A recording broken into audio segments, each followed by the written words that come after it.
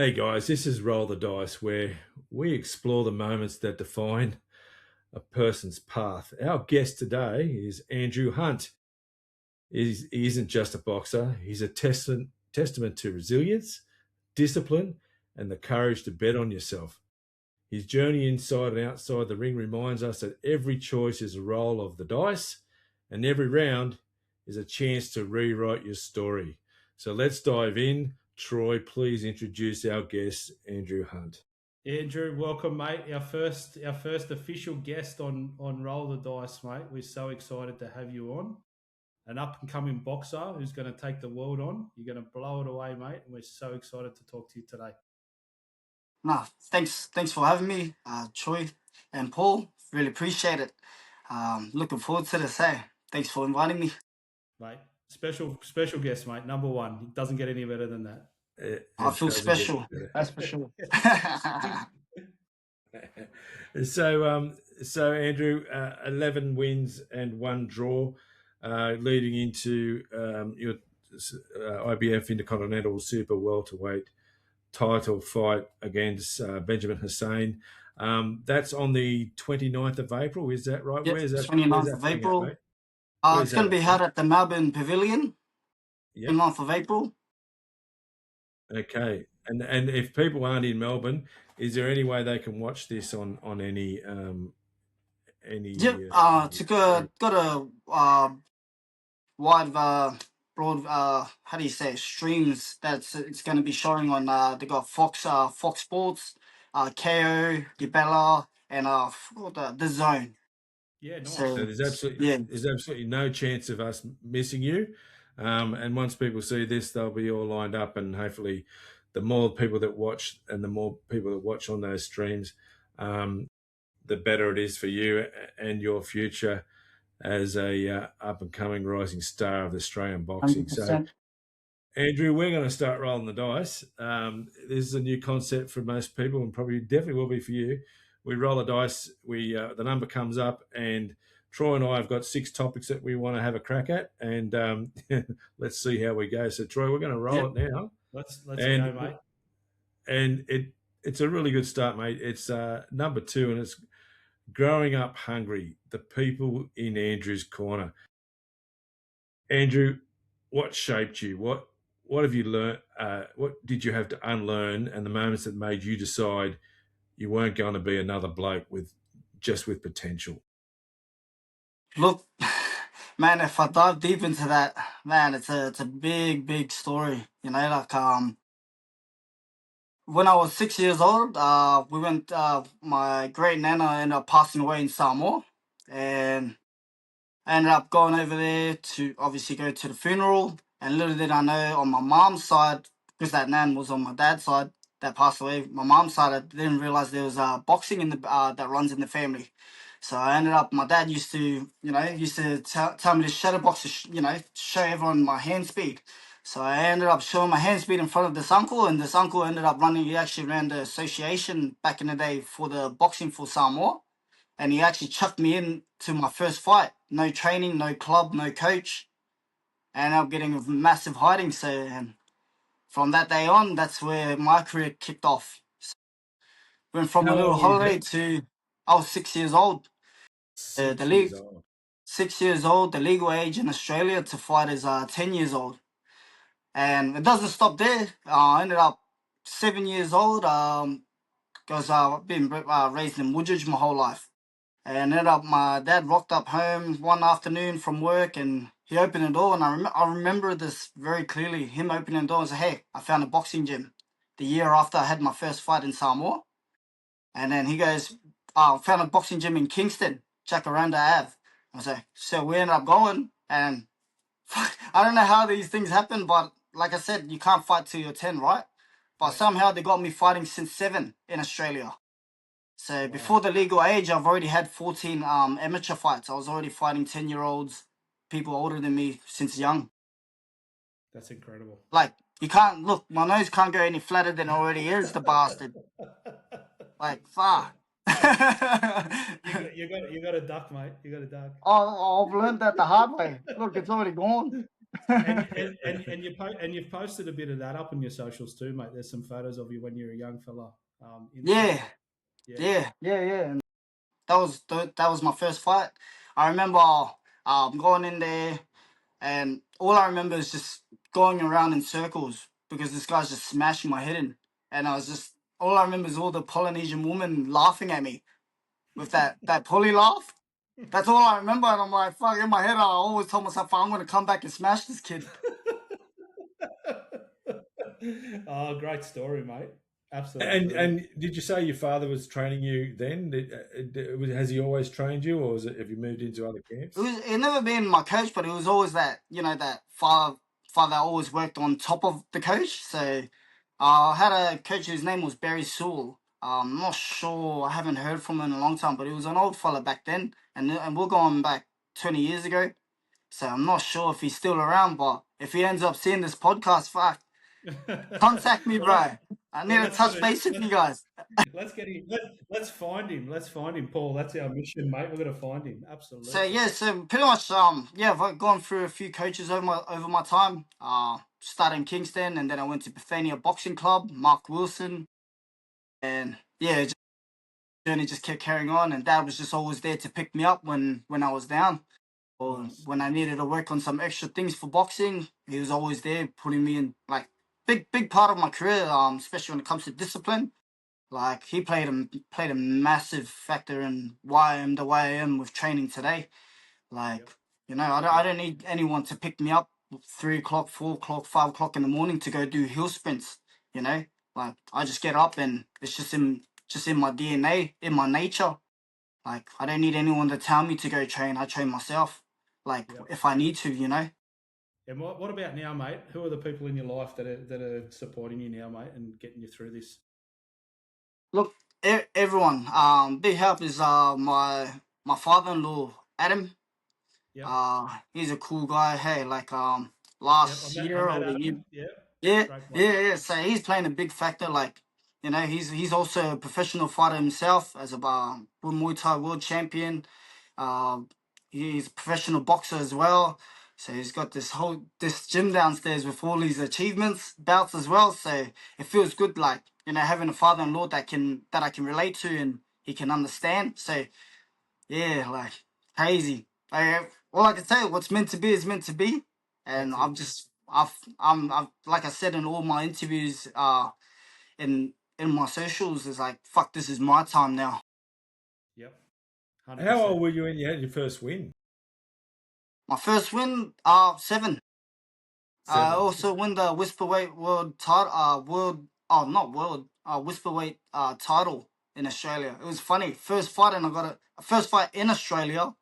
Ended up getting a belt and a bloody trophy. So you can only imagine what a 7-year-old mine was like. Fuck, I thought that was the king of the world. Yeah. Fuck, and I look back at it and I'm like, fuck, how the hell does that happen? That's some weird shit. Awesome, Did mate. Awesome. did I read right though that you did have a little bit of time out? If you did had a bit of a rest there for a few years? Is that right? Yeah, after I won the Australasian title against Ben Kite, I also defended it against him a year later in 2021. And then after that, I decided to hang the gloves up and retired about 4 years, 4 to 5 years. All I can say is like life got a hold of me, and I was just on my own journey. Did a lot of accepting, did a lot of forgiving, did a lot of wrongs, did a lot of rights. I was learning to become a father. I was learning to become a partner.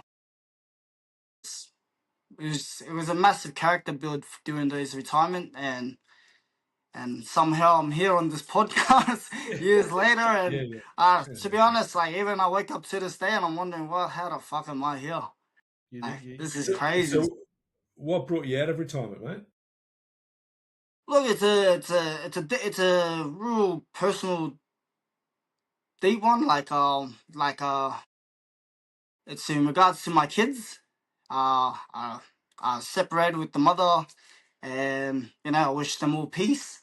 But came to the point where I didn't have a lot of contact with my kids at one certain point of my life, and I was finding it very hard to see my kids at that time. And the funny thing, I don't know why, but in my head and in my heart at the time, I knew there was only one thing that could help me sort of get in contact with the kids, but it was the thing that I never wanted to come back to: boxing.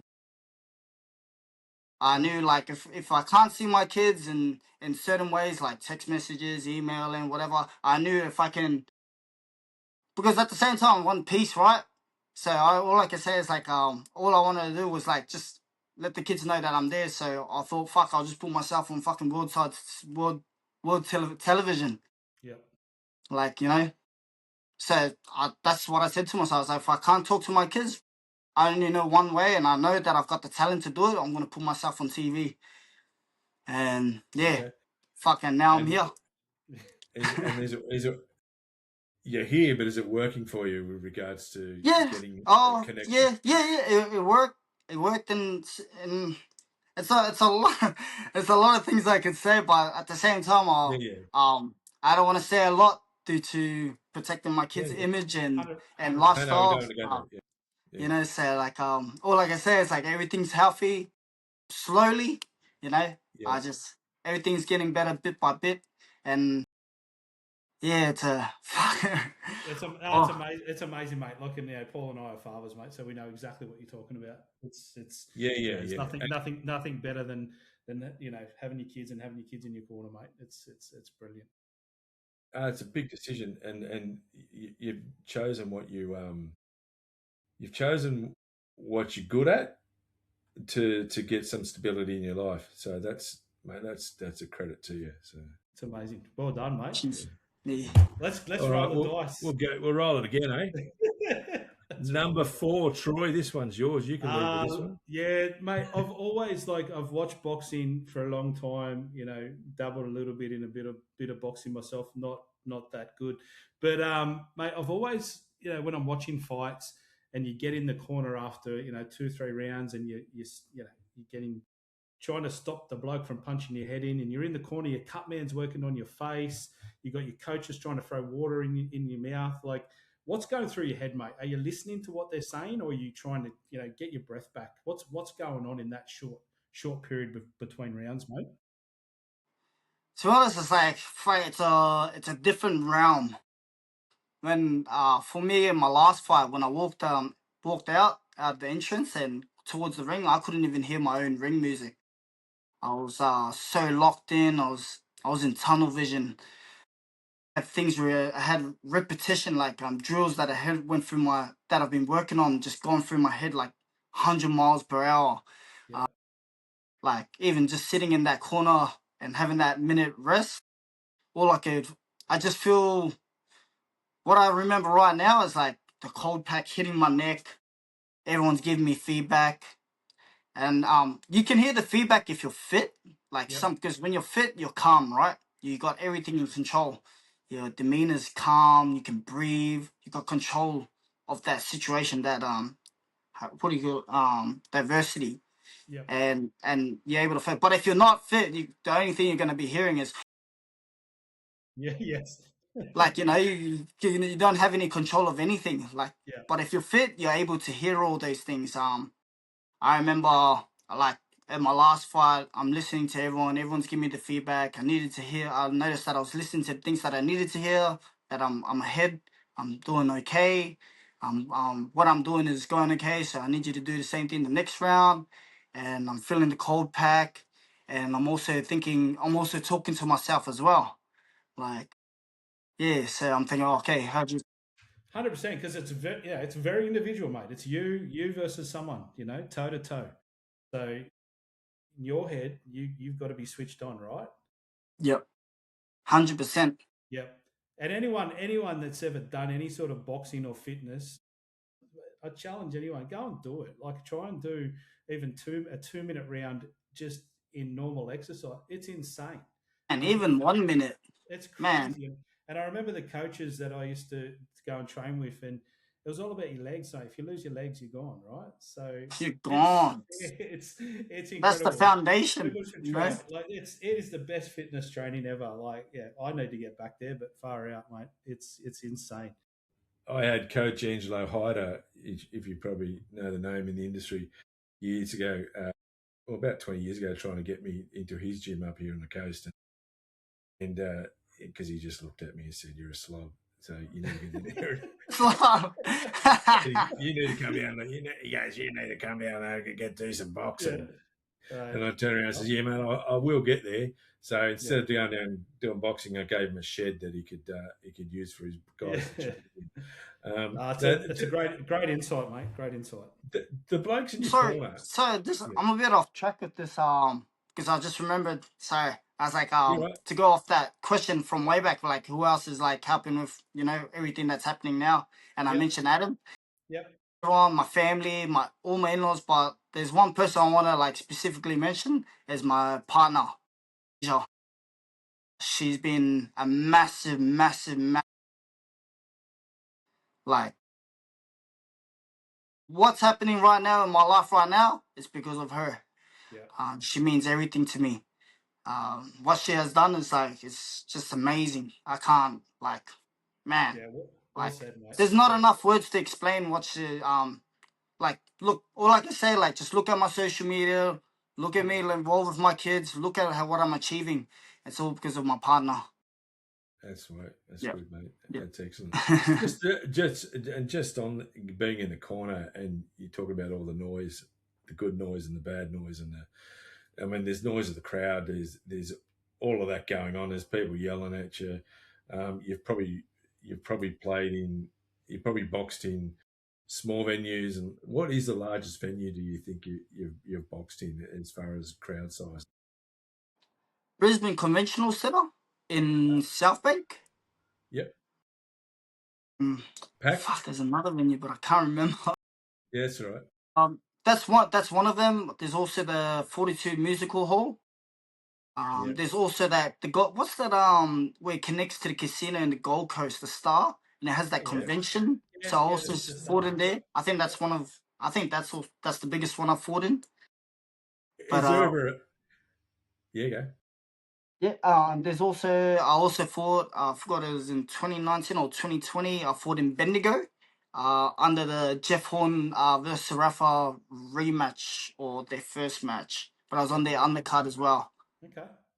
Yeah. Is there? Nice. Is there a place that does it make a difference where you box, or is every ring the same? Like, do different places have a different atmosphere? Have you gone, I really enjoyed that venue, or it doesn't matter, it's just about the fight? Man, it's funny you said that. I've never really thought about it. That's the first time I've ever heard that thing pop up. yeah, literally. I didn't even realize. Because, mind you, I fought in so many places. I've traveled a bit around the world too. Not a lot. When I finished my amateur career, I've had 95 amateur fights. Wow. Yeah, so 95 amateur fights. I competed at the 2017 World Championships in Hamburg, Germany. Unfortunately, I lost in the first round against Jordan. Fought in Ireland. Took out the Celtic Box Cup. I had 4 fights there. My first international fight was in Ireland, and I had a stoppage in second round, body shot. This podcast is now going to Ireland. And I will be come at me, Conor McGregor. Come at me. Don't worry, I've got a network there, mate. It's going over there for sure. So you can talk as much as you like. Yeah, and then I think that's the only 2 international trips I've had, and also, well, I'm not sure if you should consider Samoa, but that's the third. Yeah. That's third. So and pretty much travelled all across Australia as well. Adelaide, Mackay, Darwin. Travelled a bit interstate in Queensland, like Roma, Mitchell, Gladstone. And there's some tough fighters out there, mate. I bet you. Fighters out there. Wow, they're tough.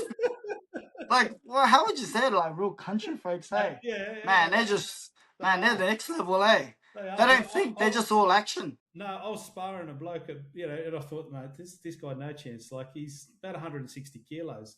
And he flogged the shit out of me, just sparring. And he's had 160 amateur fights in North Queensland. I was like, oh my God. Yeah. It's not fair. Get it. I noticed you guys say you guys I noticed you guys mentioned a few people or even your own past. Like you guys also have a boxing background or something. Nah.